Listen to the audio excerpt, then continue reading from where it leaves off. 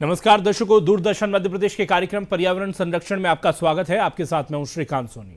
जैसा कि आप जानते हैं दर्शकों, इस कार्यक्रम के माध्यम से हम जानते हैं कि हम किस तरह से पर्यावरण संरक्षण की दिशा में आगे आए, ऐसे कौन कौन से कार्य हमें करना है जो हमारे पर्यावरण को संरक्षण प्रदान करते हैं। आज का हमारा विषय बहुत ही खास है। आज हम बात करेंगे जल संरक्षण और पर्यावरण की।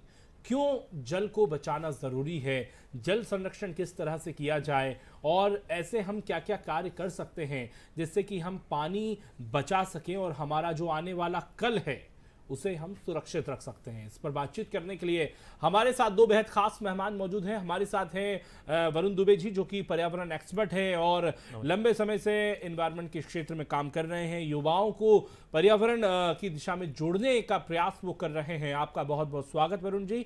और साथ ही हमारे साथ है डॉक्टर सृजना चतुर्वेदी जी, जो कि पर्यावरण एक्सपर्ट हैं और पर्यावरण के क्षेत्र में कार्य कर रही हैं।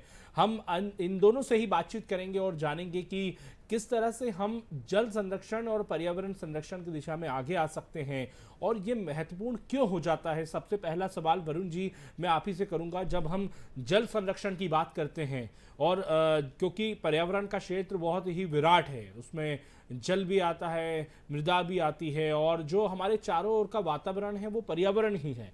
तो जब हम जल संरक्षण की बात करते हैं तो ये कितना इम्पोर्टेंट पार्ट होता है पर्यावरण संरक्षण की दिशा के लिए। जी बिल्कुल, जो आपका सवाल है उसमें हम देखते हैं कि काफ़ी समय से हम बहुत सारे विज्ञापन देखते हैं कि जल ही जीवन है ना। बहुत सारी सरकारी विज्ञापन भी आते हैं, तो ये बिल्कुल सही लाइन है कि जल ही जीवन है। तो हम देखें कि जीवन की शुरुआत भी जल से ही हुई है जी, है ना। और हम जो डायरेक्टली अपने कंजप्शन के लिए जो देखते हैं कि हमें कितना ज़रूरी है, हम मान सकते हैं कि एक दिन भी अगर हमारे घर में पानी नहीं आए तो हमारा जीवन पूरा अस्त व्यस्त हो जाता है। तो ये तो डायरेक्टली जो इम्पैक्ट हम देखते हैं वो है। इसके अलावा जो हमारा खाद्य बात मैं आगे बढ़ाऊंगा, एक दिन अगर पानी नहीं आया तो घर सूना सा लगता है। बिल्कुल, घर सूना सा लगता है और हमारा दिन ही शुरू नहीं होता है बिना पानी के। चाहे वो पीने का पानी हो, चाहे वो हमारे बाकी उपयोग का पानी हो, कोई भी पानी अगर नहीं है तो हमें बहुत एक संकट सा महसूस होने लगता है। इसके अलावा हमारी जो कृषि पूरी पानी पर निर्भर करती है, हमारी जितनी भी खाद्य श्रृंखला है उसके लिए जल अति आवश्यक है। तो हम देख सकते हैं कि डायरेक्टली और इनडायरेक्टली हर तरीके से पानी की कमी हम पर इम्पैक्ट करती है, एक नेगेटिव इम्पैक्ट डालती है। तो उसका संरक्षण अति महत्वपूर्ण हो जाता है। बिल्कुल। और वरुण जी, जल, क्योंकि आपने जिस तरह से बताया कि जल ही जीवन है और जल का महत्व आपने बताया, अगर आपके पास जल नहीं होगा तो आपका जीवन ज़्यादा चल नहीं पाएगा। बिल्कुल, अगर आपके पास चल पाएगा। साथ ही साथ हम आज की डेट में जितना हमारा इंफ्रास्ट्रक्चर डेवलपमेंट देख रहे हैं, जो भी विस्तार देख रहे हैं, वो सारी चीज़ें रुक जाएंगी। हर चीज़ के लिए जल अति आवश्यक है। बिल्कुल, अगर आप खाना नहीं खाएं तो चल जाएगा, लेकिन जल नहीं पियेंगे तो जीवन बिल्कुल मुश्किल है। जैसे अभी हम बात ही कर रहे थे, मैंने आपको बताया पिछले 40 घंटे से मैं वाटर फास्ट पर हूँ जी। तो मैं बिना खाए तो रह सकता हूँ, लेकिन मैं बिना पानी के नहीं रह सकता। तो पानी अति आवश्यक है। बिल्कुल। डॉक्टर सृजना जी, मैं आपसे जानना चाहता हूं, क्योंकि विषय बहुत ही इम्पोर्टेंट हो जाता है जब हम पर्यावरण संरक्षण की बात करते हैं। पर्यावरण जो संरक्षण है, इसको आप समझाइए कि ये कितना महत्वपूर्ण है आज के परिदृश्य में और किस तरह से युवा इसमें सहभागी बन सकते हैं।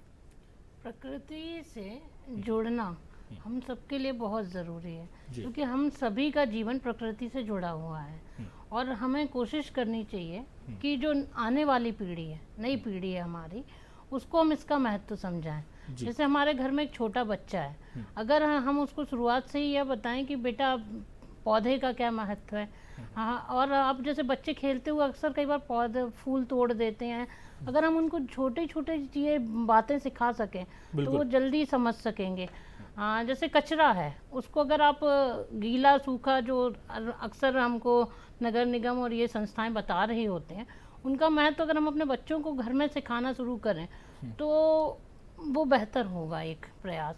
और उसके अलावा जैसे जब हम अपने बच्चों को मॉल्स और इन सब जगहों पर घुमाने लेकर जाते हैं, उसके बजाय अगर हम उन्हें वन्य प्राणी और इस तरह की चीज़ें दिखाएं तो भी उनके जीवन में बदलाव आएगा।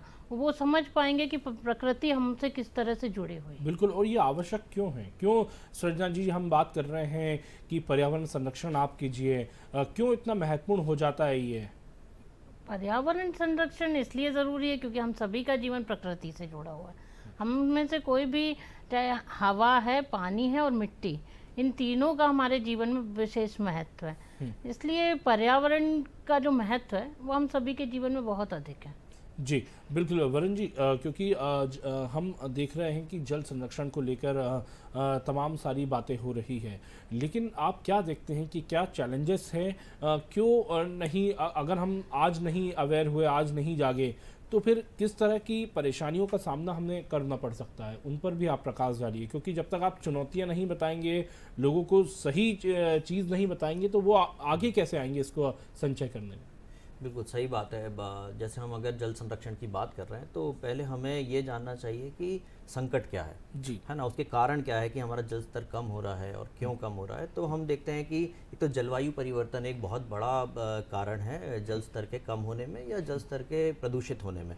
इसके अलावा हम देखते हैं कि जो नॉर्मली हम बात करते रहते हैं कि आवश्यकता से अधिक हम पानी का उपयोग करते हैं, कि शार है या नल है, हम अधिक समय तक चलाते हैं और आवश्यकता से अधिक उपयोग तो करते ही हैं, साथ ही साथ दुरुपयोग भी करते हैं। दुरुपयोग कैसे? जहाँ पर हमें अधिक पानी की आवश्यकता नहीं है वहाँ पर भी हम पानी का उपयोग करते हैं ना, जहाँ जो चीज़ हमारे लिए आवश्यक नहीं है वो चीज़ भी हम इस्तेमाल करते हैं। तो एक तरीके से इसमें दुरुपयोग होता है। साथ ही साथ एक संकट, जल संकट एक इसलिए भी बहुत है क्योंकि जल प्रदूषण बहुत ज़्यादा है ना। जल प्रदूषण के भी अपने आप में बहुत सारे कारण हैं, वो हम अभी विस्तार में डिस्कस करेंगे, जिसमें कृषि है, इंडस्ट्रियल वेस्ट है ना। तो ये सारी चीज़ें एक जल प्रदूषण पैदा करती हैं, जिससे हमारा जलीय पारिस्थितिकी तंत्र भी खराब होता है और साथ ही साथ हमारी सेहत पे भी सीधे सीधे प्रभाव पड़ता है। इसके अलावा अगर हम देखें तो जो डामरीकरण है या कॉन्क्रीटाइजेशन है जो अर्बन एरियाज़ में, अब तो हम देख रहे हैं रूरल एरियाज़ में भी हो रहा है। घर के दरवाजे तक हम देखते हैं तो कंक्रीट बिछा होता है, हमने ज़रा भी फुटपाथ नहीं छोड़े। तो हमारे ज़मीन में पानी अवशोषित कैसे होगा? कोई पेड़ तो हमने बचाए नहीं। अर्बन एरियाज़ के हमने सारे फॉरेस्ट खत्म कर दिए, तो पेड़ बचे नहीं है, घर तक मिट्टी का एक कण नहीं छोड़ा हमने, तो जल अवशोषित ज़मीन में होगा कैसे? रेन वाटर हार्वेस्टिंग हम कर नहीं रहे हैं। तो ये सारी समस्या हैं जिसकी वजह से हमारा जो ग्राउंड वाटर है वो कम होता जा रहा है और हम कई शहरों में, कई गाँव में, इनफैक्ट एग्रीकल्चर बेल्ट में हम देख रहे हैं कितनी समस्या पानी की अभी हो रही है। हमारे किसान किस तरीके से आत्महत्या कर रहे हैं जल संकट के कारण। वर्षा भी असंतुलित है तो कहीं ना कहीं कृषि पे बहुत ज़्यादा इसका प्रभाव पड़ रहा है। बिल्कुल प्रभाव पड़ रहा है। वरुण जी, जैसे कि आपने कहा कि शहरीकरण, पहले हम देखते थे कि भोपाल से हम आगे निकलते थे तो 15 किलोमीटर के बाद से घने जंगल हमें देखने को मिलते थे। अब तो 25 किलोमीटर या 30 किलोमीटर भी मैं कहूँगा कि वहाँ पे डेवलपमेंट हो रहा है। डेवलपमेंट हो रहा है तो मल्टियाँ बन रही है, फिर वहाँ पे पानी उनको व्यवस्थित लोगों को चाहिए। तो ये क्या सब मूल कारण आप इसको मानेंगे कि ये कहीं ना कहीं हमारे जल संरक्षण जल संकट की ओर ले जा रहा है हमें? बिल्कुल। जब भी हम बात करते हैं डेवलपमेंट की तो हम हमेशा ये देखते हैं कि हमें सुख सुविधा और साधन मिले, लेकिन हम ये भूल जाते हैं कि जीवन जीने के लिए जो बेसिक नेसेसिटी है, जो आवश्यकताएं हमारी, वो हम ख़त्म करते जा रहे हैं। तो मतलब हम नीड की जगह ग्रीड में विश्वास रखने लगे हैं। तो जब हम ये चीज़ करते हैं तो हमें प्रकृति का फिर प्रकोप का सामना भी करना पड़ता है। तो जो हम देख रहे हैं कि अर्बनाइजेशन हो रहा है, जितना डेवलपमेंट हो रहा है, उससे हमारे जंगल नष्ट हो रहे हैं, जो पेड़ नष्ट हो रहे हैं, जो कि बहुत सारा कार्बन अपने अंदर अवशोषित करे होते हैं, है ना। तो वो कार्बन सबसे पहली बात एटमॉस्फेयर में आ गया, वो कार्बन वायुमंडल में आ गया। इसके अलावा जो ऑक्सीजन हमें मिलने वाला था वो ऑक्सीजन हमें नहीं मिल रहा है। इसके अलावा जो धूल के कण जो उनकी जड़ों ने रोक रखे थी, मिट्टी को बांधे रखा था, तो सॉइल इरोजन होना चालू हो गया, तो धूल के कण भी वायुमंडल में आ गए। तो इस तरह हमारी हवा प्रदूषित हो गई। आज हम देखें लोगों को बहुत सारी हेल्थ रिलेटेड प्रॉब्लम्स हैं, सांस की प्रॉब्लम है, ये सब इन्हीं कारणों से बढ़ रही है। तो कहीं ना कहीं अगर हम देखें तो पर्यावरण पूरा इसकी वजह से खराब हो रहा है और जल संकट भी आ रहा है, क्योंकि वो पेड़ जो है वो पानी को ज़मीन के अंदर अवशोषित करने का काम करते हैं, है ना। जड़ों के माध्यम से पानी ज़मीन में बैठता है। तो अब हम देख रहे हैं कि पेड़ जब नहीं बच रहे हैं तो कहीं ना कहीं ये सारे संकट हमें देखने को मिल रहे हैं। पहले तालाबों, नदियों के किनारे भी जो पेड़ होते थे वो भी काफ़ी ज़्यादा जल संरक्षण में योगदान देते थे, अब वो भी हमें कम देखने को मिलता है। बिल्कुल संजय जी, व्यक्तिगत स्तर पर पर्यावरण संरक्षण के लिए किन प्रयासों को हम कर सकते हैं? एक निजी तौर पर अगर हम देखा जाए तो हम अपने आसपास आजकल ये जो अभी वरुण जी ने भी बात कही कि हम अपने आसपास कंक्रीट को ही डेवलप कर रहे हैं। हम अपने आसपास की कॉलोनीज़ में भी देखें तो लोग घर के अंदर मिट्टी के लिए थोड़ी सी जगह भी नहीं चाहते हैं।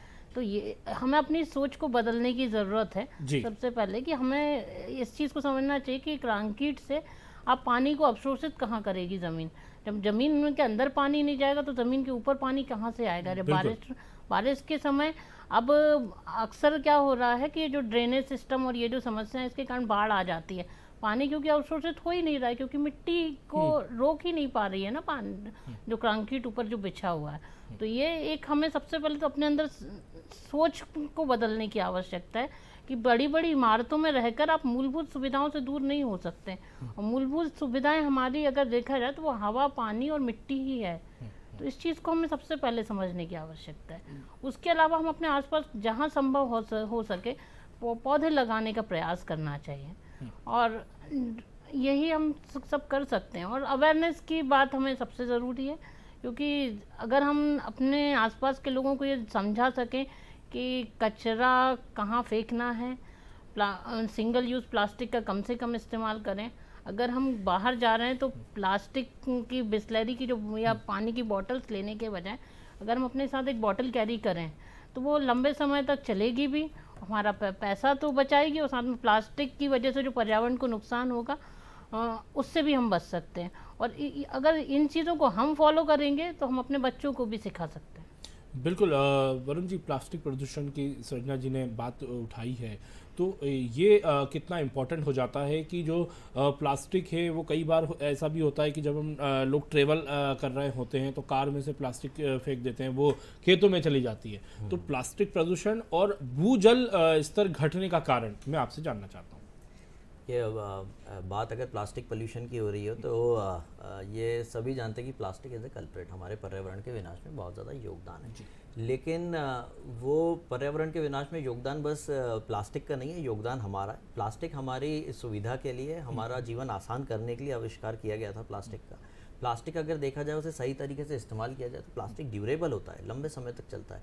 लेकिन हम प्लास्टिक का कचरा ज़्यादा प्रोड्यूस करते हैं, इस वजह से वो पर्यावरण के लिए एक संकट है। जैसे कि हम एक मार्केट से थैली लेकर आते हैं और वो थैली को हम एक टाइम यूज़ करके फेंक देते हैं, लेकिन अगर हम देखें तो वो थैली कहीं पर भी पर्यावरण में नष्ट नहीं होगी, वो कहीं ना कहीं पर्यावरण संकट पैदा करेगी। तो अगर वैसे तो थैली इस्तेमाल करना ही नहीं चाहिए प्लास्टिक की, लेकिन अगर हमने, हाँ अब तो बैन भी है, लेकिन अगर हमारे पास गलती से कभी आ भी गई है, कभी हम गए हैं और हमारे पास थैला नहीं है, हमें मजबूरी में लेना भी पड़ गया, तो उस थैली को हम चाहे तो सालों चला सकते हैं, हम उस थैली को बार बार रीयूज कर सकते हैं। लेकिन लोग थैली को वन टाइम यूज़ करके फेंक देते हैं, तो इस तरह से कचरा इकट्ठा होता है। इसके अलावा हम देख रहे हैं कि पहले हम जब किराने की शॉप पे जाते थे, घर के लिए राशन पानी लेने जाते थे, तो हम साथ में अपना थैला लेकर जाते थे, और बाकी चीज़ें जैसे तेल भी लेना होता था तो डब्बे लेकर जाते थे, अनाज वनाज के लिए सब कुछ, हम गेहूं के लिए अपना कोठी लेकर, डब्बा लेकर जाते थे।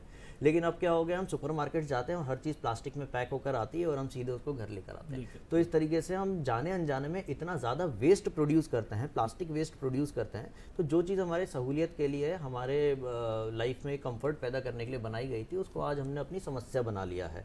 तो कहीं ना कहीं हमें इस चीज़ से बचना चाहिए, हमें वापस उन पुरानी पद्धतियों पे आना चाहिए जहाँ पर हम प्लास्टिक का इस्तेमाल नहीं करते थे, और दूसरे विकल्पों को हम देख सकते हैं। बिल्कुल, इसका आपकी इस बात को और इस तरह से भी समझ सकते हैं वरुण जी कि जो हमारी पुरानी पीढ़ियाँ जिस तरह से जीवन यापन करती थी उनको हमें अपनाना चाहिए।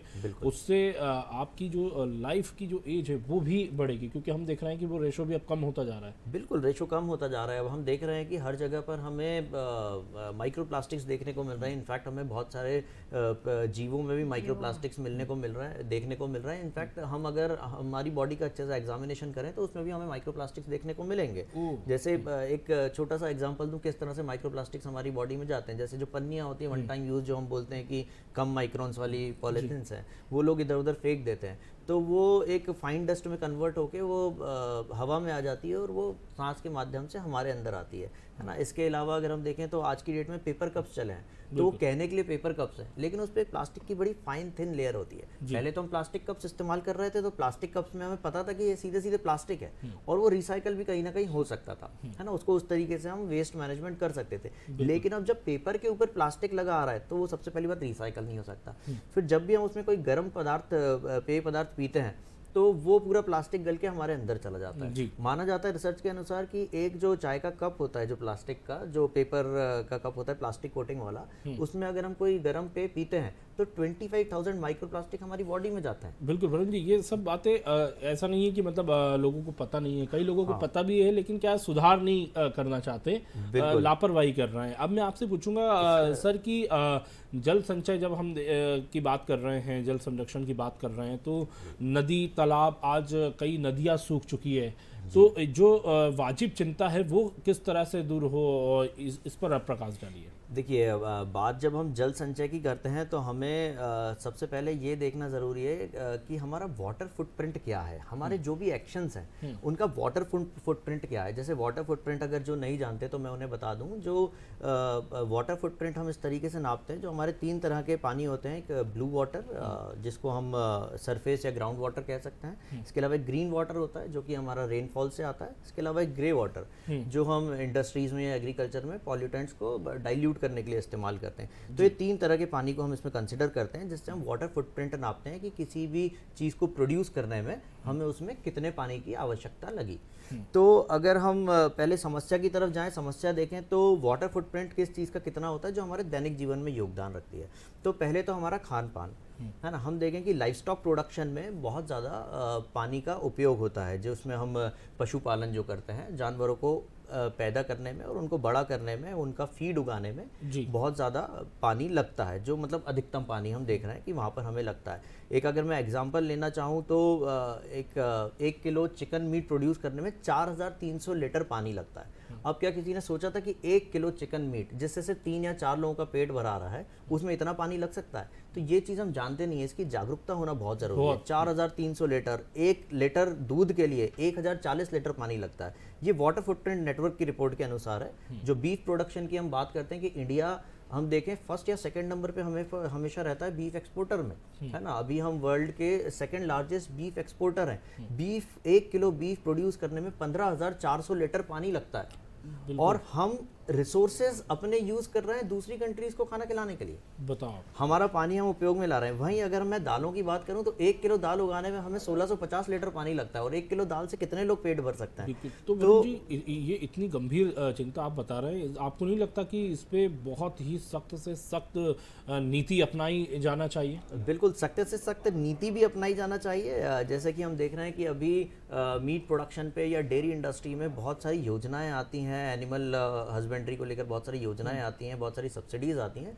तो बजाय इसके हमें ध्यान देना चाहिए हमारे किसानों से, जो हमारी ट्रेडिशनल क्रॉप हैं, जो मिलेट्स हैं, उनके प्रोडक्शन पे ध्यान देने के लिए, फलों और सब्जियों के प्रोडक्शन पे ध्यान देने के लिए। इससे ना सिर्फ हम बीमारियों से बचेंगे, बल्कि हम जो अपने रिसोर्सेज हैं उसको मिस यूटिलाइज भी नहीं कर रहे हैं। बिल्कुल, और माननीय प्रधानमंत्री जी ने मिलेट्स को जिस तरह से बढ़ावा दिया है वो भी सराहनीय है वरुण। बिल्कुल, अब लोग जानने लगे खुद सब मिलेट्स पर्यावरण की, हाँ, मतलब सेहत के साथ साथ पर्यावरण की दृष्टि से भी हमें कहीं ना कहीं एक मेजर शिफ्ट लाना होगा हमारे फूड पैटर्न पे। हमें प्लांट बेस्ड डाइट पे शिफ्ट होना पड़ेगा। आज की डेट में हम देखें तो वीगनिज्म बहुत तेजी से बढ़ रहा है। वीगनिज्म बढ़ने का कारण प्राणियों पे करुणा रखना तो है ही, सभी जीवों पर करुणा रखना तो है ही, लेकिन साथ साथ पर्यावरण भी एक बहुत बड़ा कारण है जिसकी वजह से लोग वीगनिज्म की तरफ जा रहे हैं, प्लांट बेस्ड डाइट की तरफ जा रहे हैं। जैसे कि मैंने बताया, दूध के और मीट के प्रोडक्शन में कितना ज़्यादा पानी लग रहा है, वैसी लैंड यूजेज भी होता है, उससे एनवायरमेंटल पोल्यूशन भी होता है, ग्रीन हाउस गैस एमिशंस भी होते हैं। तो ये सारी चीज़ों से बचने के लिए हमें एक मेजर शिफ्ट लाना पड़ेगा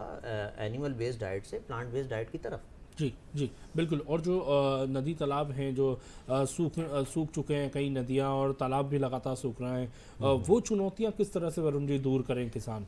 देखिए, पर्सनल लेवल पे सभी को ये चीज़ करनी पड़ेगी। जैसे मैं आपको एक एग्जांपल दूं, अभी आपने किसान की बात करी, थोड़े दिन पहले एक आष्टा तहसील में एक गांव है लसुड़िया विजय सिंह जी, तो वहाँ के एक किसान हैं गोपाल सिंह ठाकुर, उनके साथ में बैठा हुआ था और बातचीत चल रही थी। तो उनके एक कुआं देखा मैंने, और रेन वाटर हार्वेस्टिंग सिस्टम लगा हुआ था, पूरा वहाँ से वाटर रिचार्ज होता था उनके कुएं में। तो मैंने उनसे जानने की कोशिश करी कि क्या इसके बेनिफिट हैं आपको और क्या पहले आपने समस्या देखी। तो उन्होंने मुझे बताया सन 2000 में उन्हें पानी की समस्या आना चालू हुई जी। और वो समस्या ऐसी बढ़ गई कि उनको कम से कम 4 से 5 महीने पानी उपलब्ध रहता ही नहीं था, जी। है ना। लेकिन फिर जैसे जैसे उन्होंने देखा कि ये समस्या क्यों हो रही है, तो उन्होंने फिर रेन वाटर हार्वेस्टिंग 2006 में आके लगवाया। तो 2006 में जब उन्होंने उस ग्रीन वाटर को हार्वेस्ट करना चालू किया जो रेनफॉल से आता है और उसको रिचार्ज करना चालू किया कुएं में, तो 2010 में आके ये स्थिति हुई कि उसके रिजल्ट उन्हें देखने को मिले, 1-2 महीने ज़्यादा उन्हें पानी मिलने लगा। और आज की स्थिति ये है कि 12 महीने उनके पास शुद्ध जल होता है, पीने योग्य शुद्ध पानी उनके पास होता है। साथ ही साथ उनके खेतों के लिए भी उनके पास पर्याप्त पानी होता है। तो अगर हम देखें कि हम जल संरक्षण करना चाहें तो बहुत आसान है। हम सब मकानों में रहते हैं, हम अगर अपने घरों पे एक रेन वाटर हार्वेस्टिंग, एक वाटर रिचार्ज सिस्टम लगा लें तो मिट्टी तो हमने छोड़ी नहीं है, लेकिन अगर हम एक पाइप डाल के छोड़ दें तो ज़मीन में वो पानी जाएगा, हमारे बोर वापस रिचार्ज होने लग जाएंगे, तो आने वाले समय में संकट खत्म हो जाएगा। ठीक है वरुण जी, इसी बात को मैं आगे बढ़ाऊंगा कि जो आपने वाटर हार्वेस्टिंग सिस्टम का जो महत्व बताया, मैं आज तक ही हूँ वहाँ पे, पार्वती नदी आप देखते ही हैं, वो बिल्कुल जिस तरह से कल कल बहती है।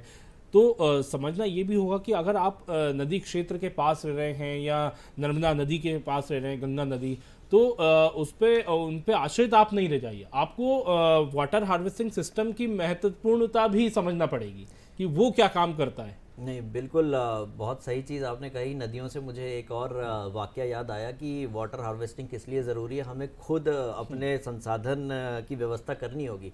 अभी मैं देख रहा था नदी भरी है, वो अपना काम कर रही है, लेकिन जहाँ पानी की कमी है वो आपको पूरा वाटर हार्वेस्टिंग सिस्टम से ही होगी। नदी तो बिल्कुल अपना काम कर रही है, लेकिन नदियों को बचाने के लिए हम क्या कर रहे हैं, है ना। जैसे मैंने जल प्रदूषण की बात करी थी, तो यहाँ पर हमारे जो सीवेज ट्रीटमेंट प्लांट्स है, STPs, उनकी भी एक बहुत बड़ी महत्वपूर्ण भूमिका आ जाती है। जैसे मैं जगह का नाम तो नहीं लूँगा कौन सी STP की बात कर रहा हूँ, लेकिन यमुना नदी की बात है। तो यमुना नदी में जल का प्रदूषण इतना ज़्यादा बढ़ गया है और बहुत सारी STPs हैं जिनमें बिना ट्रीटमेंट के पानी आ रहा है। तो वहाँ के उसी के तट के किनारे आप आसपास बसे हुए एक गाँव के एक व्यक्ति से मेरी बात चल रही थी कि इतना ज़्यादा प्रदूषण है तो आप लोगों के सेहत पे क्या प्रभाव पड़ रहे हैं और आप लोगों को क्या लगता है। तो उसने एक ऐसी बात कही जो मतलब बड़ी मेरे दिल को छू गई। उसने कहा, पहले कहते थे साहब कि जल ही जीवन है, अब तो हमारे लिए ये हो गया कि जल ही मृत्यु है। जल से हमें बीमारियां मिलती हैं, बोले पानी से हमें बीमारियां मिलती हैं। तो मेरे को बड़ा अजीब लगा सुन के और बड़ा मैं भावुक भी हुआ कि मतलब जिस नदी को माँ मानते हैं और उसका जल पीते हैं, उसी में नहाते हैं वो लोग, आज उसका पानी इतना ज़्यादा प्रदूषित है। तो इसलिए भी रेन वाटर हार्वेस्टिंग बहुत ज़रूरी हो गई है कि हम जहाँ रहते हैं वहीं पर हमारा वाटर रिचार्ज हो, जिससे हमारे बोरवेल्स में पानी भरा रहे। और साथ ही साथ इसके अलावा हमें एक चीज़ और करनी चाहिए। जैसे पहले हम देखते थे कि छोटी छोटी वाटर स्ट्रिंग्स होती थी और गांव शहरों में सब जगह छोटे छोटे तालाब और तलैया होती थी जो हमने ख़त्म कर दिए। तो हमें वैसे छोटे छोटे वाटर पॉन्ड्स फिर से बनाना ज़रूरी है। इंपॉर्टेंट बात कह रहे हैं आप। जी। फिर से क्रिएट करना ज़रूरी है ना। कहीं ना कहीं ये इतना जो कॉन्क्रीटाइजेशन है उसको कम करके हमें इन चीज़ों पे वापस पुरानी पद्धतियों पे जाना अनिवार्य हो चुका है आज की डेट में। अगर हमें अपनी रेस को बचाना है, हमें हमारे बाकी बायोडाइवर्सिटी को भी बचाना है, खुद को भी बचाना है, तो हमें पानी को कहीं ना कहीं संचित करने की बहुत ज़्यादा आवश्यकता है। बिल्कुल। सर्जना जी, आखिरी सवाल आपसे मैं पूछूंगा, पर्यावरण की शुद्धता के लिए क्या महत्वपूर्ण कदम हम उठा सकते हैं? पर्यावरण की शुद्धता के लिए जैसे जो वरुण जी ने कहा, हमें अपनी जड़ों की ओर वापस लौटने की आवश्यकता है। बहुत पहले मेरी बात एक बार जो मशहूर पर्यावरणविद हैं डॉक्टर वंदना शिवा, उनसे हुई थी। तो उन्होंने मुझसे एक चीज़ ये कही थी कि पहले हमारी जो संस्कृति थी उसमें हम पीतल, तांबा, इस तरीके के बर्तनों का इस्तेमाल करते थे, लेकिन अब हम कहाँ जा रहे हैं? प्लास्टिक की ओर, जी, है ना। तो जहाँ जैसे जैसे हम प्लास्टिक का इस्तेमाल करते हैं हमारे पर्यावरण को नुकसान होता है। तो सबसे अच्छा तरीका यही है कि हम अपनी जड़ों की ओर लौट जाएं, उसी में हम सबकी और पर्यावरण का संरक्षण है। बिल्कुल। तो हमें पर्यावरण और जल संरक्षण की दिशा में आगे आना होगा। जो हमारे एक्सपर्ट्स ने सुझाव दिए उन्हें अपनाना होगा, ताकि अगर आपके पास जल है तो ही आपके पास कल होगा, आने वाला भविष्य आप देख सकेंगे और आने वाली पीढ़ियों को एक स्वच्छ वातावरण आप प्रदान कर सकेंगे। बहुत बहुत शुक्रिया डॉक्टर सर्जना जी और वरुण जी, आपने दूरदर्शन मध्य प्रदेश के इस कार्यक्रम में सहभागिता की। दर्शकों, इस कार्यक्रम में इतना ही, आप जुड़े रहिए हमारे साथ। नमस्कार।